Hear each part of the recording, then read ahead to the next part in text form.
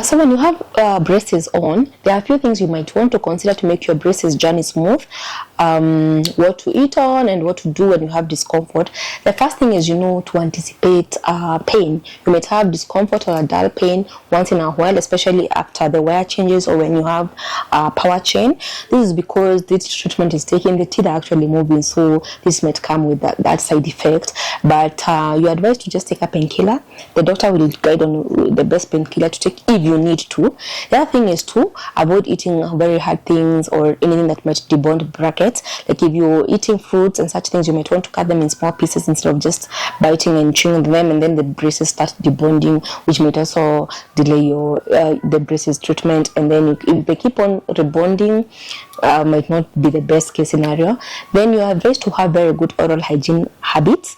You are expected to have to brush at every meal, because when food gets stuck on the braces, it might be hard to remove it without having to actually brush your teeth. You're advised to floss once a day. Normally there's a brushing kit that comes, you can be advised to buy, which normally has a lot of components that can help with the braces. So those are a few tips that you can take into consideration to help your braces journey be smooth.